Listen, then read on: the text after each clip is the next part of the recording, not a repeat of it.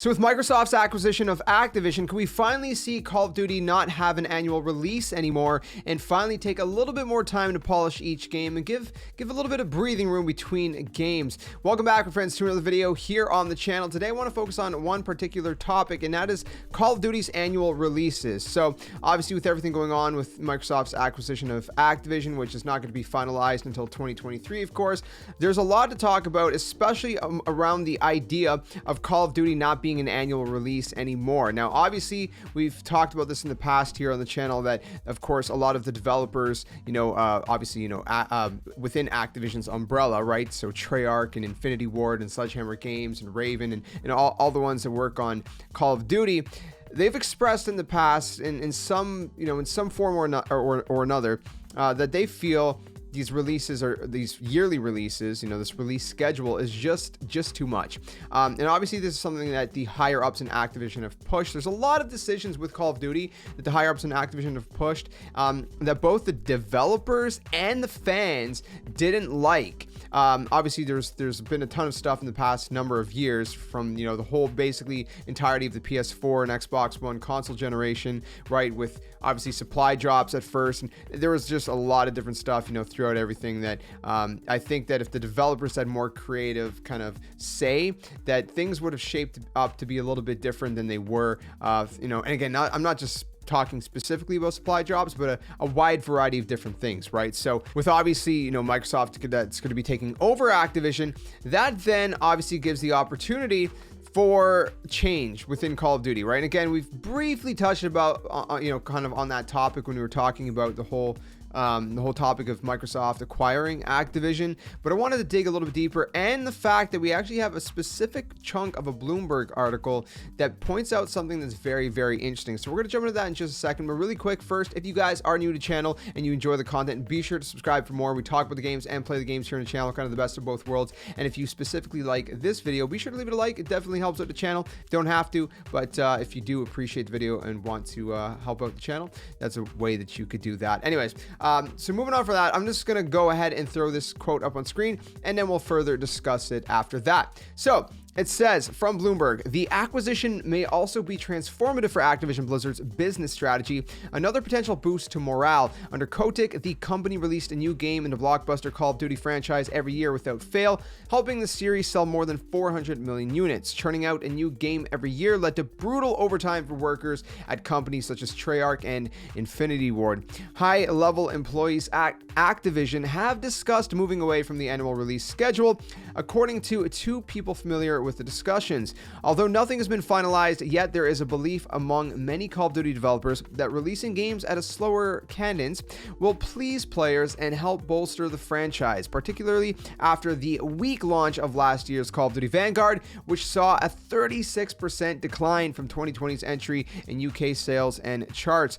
The shift may not happen until next year or later, as this year's Call of Duty is expected to redeem the franchise's fortunes. So there is a lot to unpack there, obviously, right? Again, the idea, obviously, first of all, is these developers are being worked to the ground. They're being worked far too hard to be able to churn out a new Call of Duty every single year. If they were to take some breaks, I mean, maybe sometimes we get a Call of Duty back to back. Maybe we don't. Maybe it's every 2 years instead. Who knows how the frequency could shape up. That gives people a little bit more time to kind of, enjoy one particular game and then move on to the next one. Now, obviously, there's going to be talks amongst, the Call of Duty community and fan base and developers and basically everybody involved with, well, then how do you kind of maintain that kind of longevity for a particular Call of Duty, right? The way we have it right now. I'm not personally a fan of how it's kind of structured. They've been structuring the prestige system in the past number of years. Vanguard is very similar to Modern Warfare. I'm not really crazy about that personally. I don't like that. I miss the old prestige system. Let people kind of grind at their own pace. Don't kind of lock it per seasons. I think that's silly and it's just kind of annoying, to be quite honest with you. What you could always do is what like MW2 did, right? MW2, they had 10 prestiges at launch, Later on, they added another 10. I can't remember if it was 10 all at once or if they added 5 and then another 5. I think it might have been chunks of 5. So you could do it in that way, right? Go back to the old prestige system like you had in MW3, for example, where it's just, you know, completely classic prestiging, and then, you know, you have your 10 prestiges at launch. If people want to grind through the 10 right away or take their sweet time, whatever, and then a little bit later down the road, you know, you can add another 5 and then another 5 again at some point, you know, maybe like 9 months into the game or something, or, you know, 6 to 9 months or whatever, and then continue doing, you know, seasonal kind of events and whatnot, instead of having, I don't know how many seasons is it like, I think 4 to 6 seasons usually they have within a Call of Duty cycle. Then you have a little bit more, right? You have like maybe 10 seasons before next Call of Duty comes out, because you're doing it every 2 years at that point. So that might be a better method. I don't know, but at least in that scenario, it gives the developers a little bit more time to work on the new games and not just feel like they're being overworked and then they get exhausted. And here's the thing, right? Video games are creative. They are a creative outlet like music, like film, like, you know, movies and TVs, all that, comics, whatever else.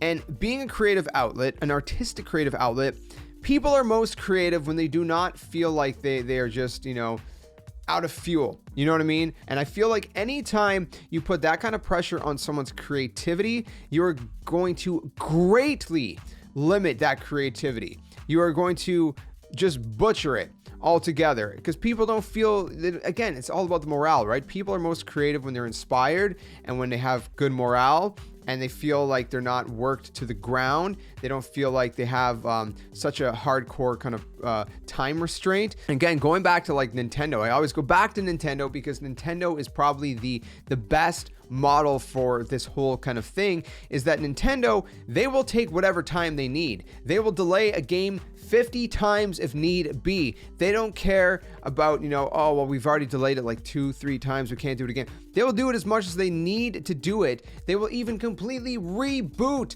the whole development process, as in Metroid Prime 4, if they feel like it's not going the right way. Metroid Prime 4, they were like, what, 2 years into that development, I think, if I remember correctly. Nintendo's like, it's not going the way we want it to go. We're scrapping the whole thing and we're restarting the entire development. They didn't scrap Metroid Prime 4 in its whole. They scrapped what was kind of what it was turning into, and they said, you know, let's restart. Let's hit the restart button. Breath of the Wild. That game was supposed to come out again and again and again and again, and it got pushed and it pushed and it pushed, right? And obviously, it's disappointing when you have to wait, but look what kind of game we got out of that. Almost everybody who's played Breath of the Wild says it is an absolute masterpiece, because it is. It is such an iconic game. It is a 10 out of 10 game. Obviously, there's little things I can get into that, you know, I'm not crazy about, like the lack of traditional dungeons and not feeling, you know, as linear, but those are just things for my Nintendo channel. That's a talk for my Nintendo channel. So if you want to talk about that, check out the link in the description below. Little plug for the Nintendo. Point being, it's like developers need more time to work on these games, right? You look at Cyberpunk, right? Yeah, they delayed it a few times and they're like, well, we got to push it out this time. No, man. It wasn't ready. You should have held on to it a little longer and told the fans, listen, we got to push it off a little bit longer. What's worse publicity? You know, pushing out a game when it's not ready, or delaying it a 5th time or a 6th time or a 7th time or whatever, you know, how many times. Yeah, I get it's a little bit of a knockback from maybe fan perception, but the fans that are really excited for the game, they're going to stick around. Most people even that are going to say like, I'm not going to play this game, it's been delayed too many times. I don't even think anybody would say that.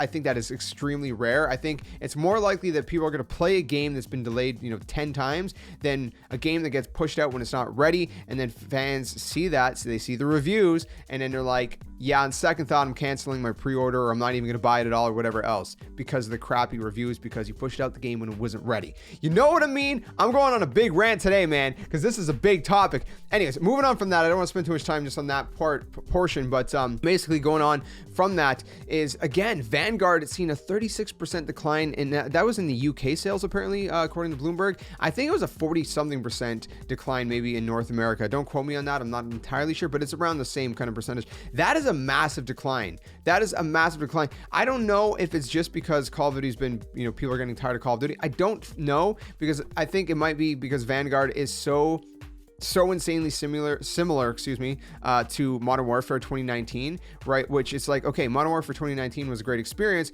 but we want things that are kind of unique to their own regard. And Vanguard just kind of felt a little bit more like a World War II Modern Warfare skin, to be quite honest. I've never said that about any Call of Duty. I have been a long-term, huge Call of Duty fan for a long time. I've never said that about any Call of Duty, even despite other people saying every new Call of Duty is just a reskin. This time, it actually kind of felt like a reskin.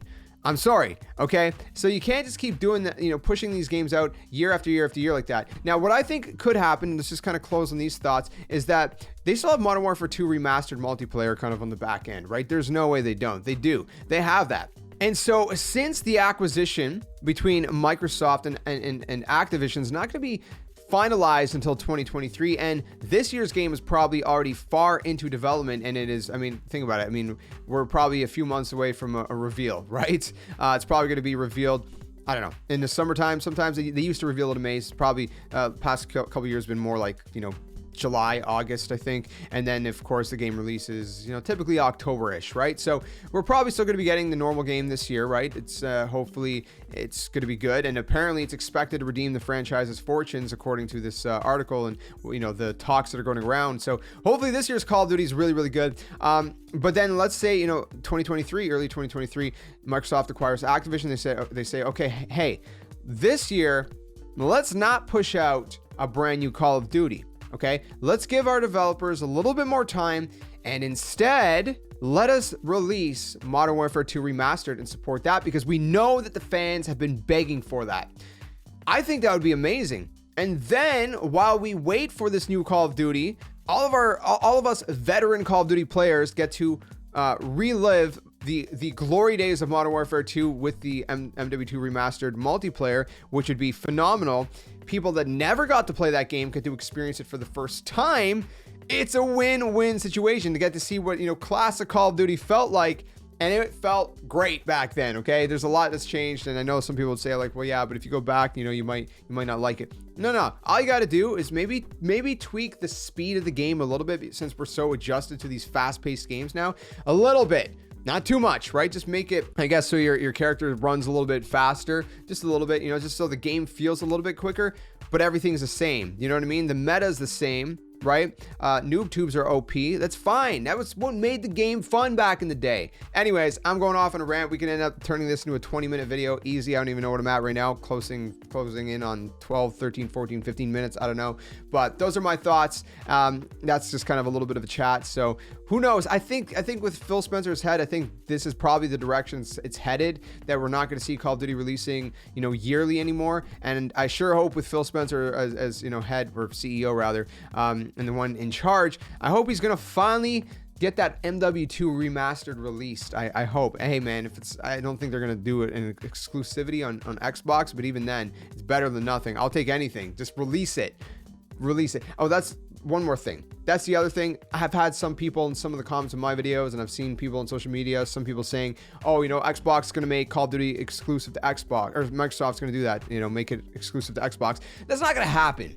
That is not going to happen. There is no way. That is the worst. That is the fastest way for Microsoft to have players turn on them. Like, so many players would hate them for doing that, because Call of Duty is such a big franchise. Not just that, not just the bad rep for a game. Like, you could turn certain games exclusive, but Call of Duty would just be a dumb idea from a business perspective. It's bad. It's a bad image for a game that big, and also from a sales perspective. If Microsoft owns Activision, any sale off of it is going to obviously they're going to make profit off of it, right? So in the grand scheme of things, right, certain games make sense. Okay, certain games you're like, okay, well, this will push more console sales, and more console sales will push more kind of first party sales, because if someone buys an Xbox, they're more prone to buying some other Xbox games as well, and that'll boost our profits, but not enough to outweigh the fact that you're losing a gigantic chunk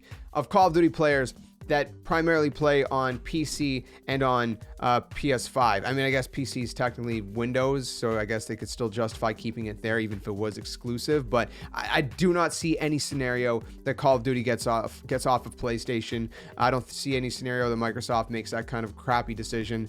I really don't. Other games, maybe, right? Spyro, Crash, some of those games, they could end up exclusive to Xbox. Call of Duty, I would be extremely surprised. So anyways, that's my rant for the day, for the morning. There wasn't a lot of gaming news to talk about today, so I figured, hey, let's talk about this, right? It's a great conversation starter. Let me know in the comments what you make out of it all, what your thoughts are, and what you would like to see, with Call of Duty in the future. So thanks for watching. Be sure to subscribe for more. Hit that like button or dislike button or whatever you want to do.